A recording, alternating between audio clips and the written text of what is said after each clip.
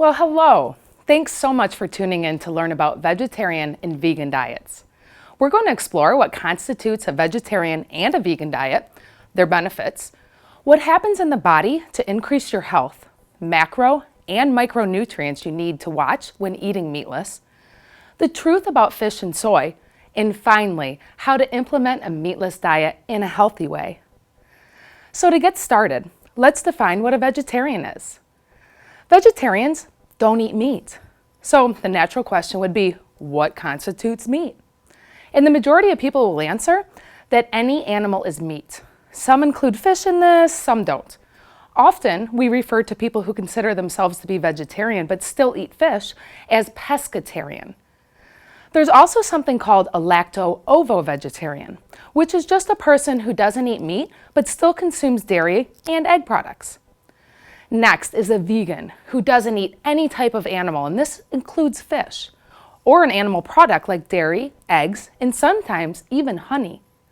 Regardless of all this, all I want you to know and remember is that there's a lot of different degrees and varying levels of diets void of animal products, and it's up to you to choose which is right for you and your body. Being vegetarian or vegan is a choice that shouldn't be taken lightly. As well, it's something that should be carefully experimented with.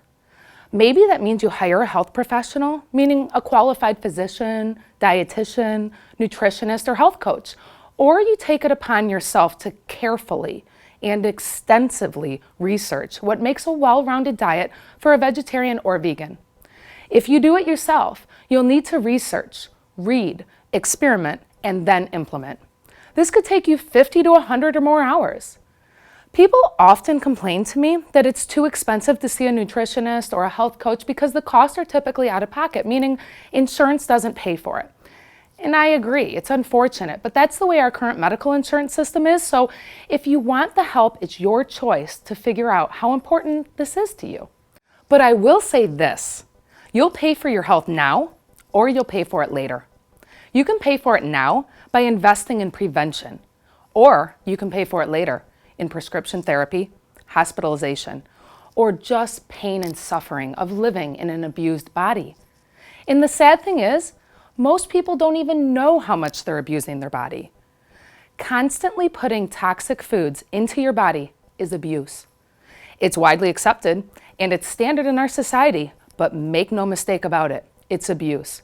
And those who are doing it will pay for it in the long run. I'm so sorry if this sounds harsh or frustrating to you. I'm sorry that this is what things have come to. I hate the way food is used as poison instead of medicine in our society. I hate that people aren't educated on this, but the good news is you're getting educated. You and your family are being given the golden key to unlock change. Don't be afraid to pay for a nutritionist or a health coach. Don't be afraid to pay $100 to $250 an hour for these qualified professionals.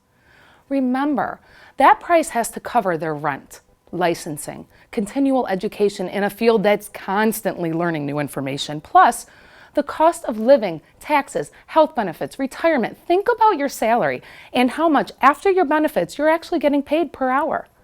And remember that every hour they spend with you is typically 3 to 4 hours worth of work for them. They're going to be writing up plans for you, emailing you information, maybe taking your questions or calls between appointments.